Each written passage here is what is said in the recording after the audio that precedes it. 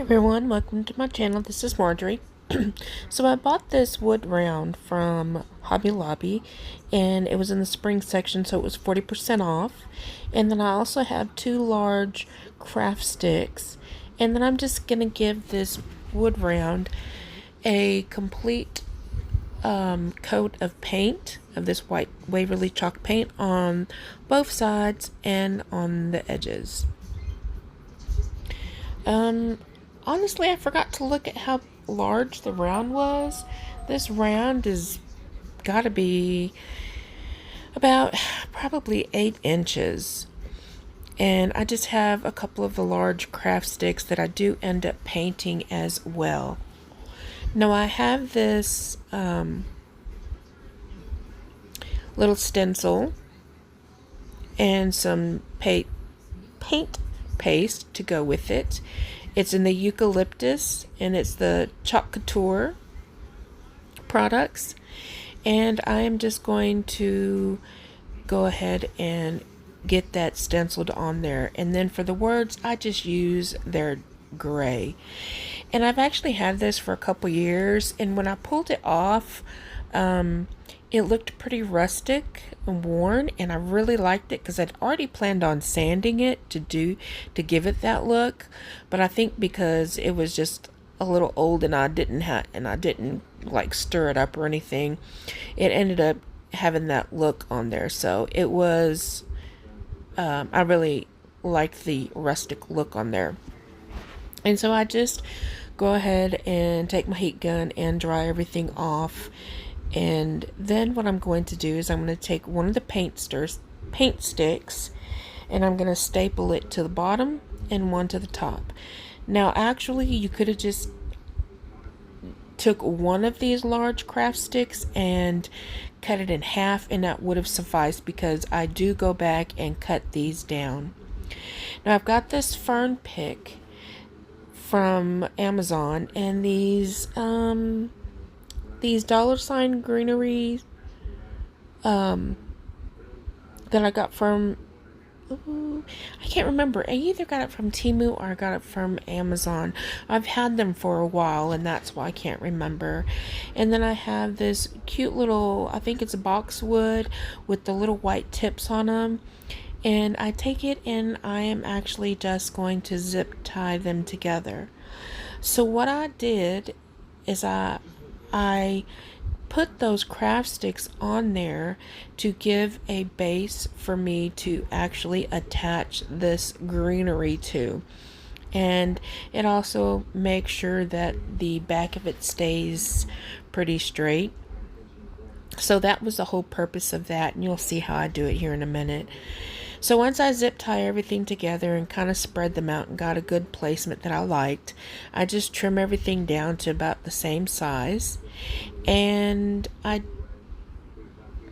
do go ahead and still put the greenery a little up close to the sign, but not too close because I'm going to make a bow on both sides. And then once I actually get this placed where I want to have it, then I take a bigger zip tie and make sure I zip tie the greenery to that craft stick that I had added on there. And the zip ties worked really well with this project. I think this ends up turning out really nice, and I like the size. The size of it actually measures 28 in length. So I think it's really cute like that. And so I just have some natural tone ribbons that I wanted to use. I just kind of wanted to make this a neutral door hanger. And so I actually start off with, I think, 7-inch tails or 8-inch tails. I can't remember. 8 or 7-inch tails, and I think 5.5 in the loops. And those are actually probably a little too long. So I did make this my bottom bow, and then I made a more smaller bow where I think it was like about 6 inches for the tails, and then I think it was about 4.5 or 5 inches on the loops, and it worked out a lot better. I wanted a nice big bow to cover the mechanics, but I did not want it too large to where it was covering the wording on the wood round. Now, I've seen these made. I have not seen a tutorial on them, but I've seen these made on a larger scale wood round. And I thought before I tackled the larger scale wood round, I thought it was a good opportunity to use the smaller wood round and stuff that I had, just to make sure, because they're going to get pretty large. So I just go back and cut all my tails at a slant. And then what you'll see me do too, after I do some fluffing of the bow, is I had some other boxwood greenery from Walmart, and I just start adding those to the bow, adding them onto the popsicles, or not popsicle stick, the craft stick that I had on there, because you could kind of see some of the mechanics of it, and so I just used it to cover up. And once I got all the greenery and the bow fluffed out as much as I wanted it, then you really couldn't tell with the mechanics. Now, I don't remember if I told you, but this boxwood is from Walmart. They're like $1.47, very inexpensive. And I really like how I had different textures, different greenery to make this little wooden door hanger.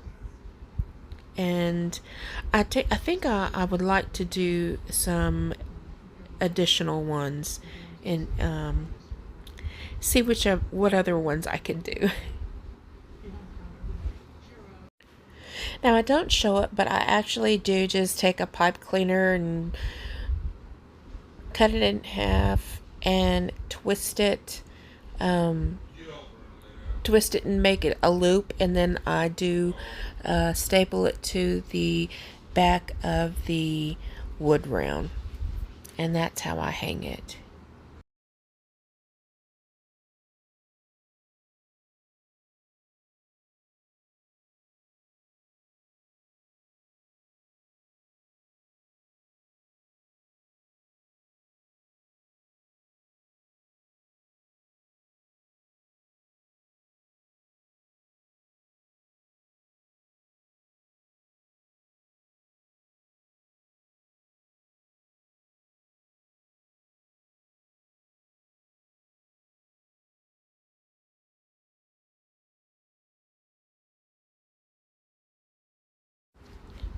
So here is this little beauty.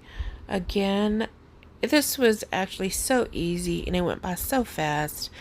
Um, and I just absolutely love it. I hope you like it, and y'all let me know what you think. Leave me a comment below if you don't mind. And I hope y'all have a great week.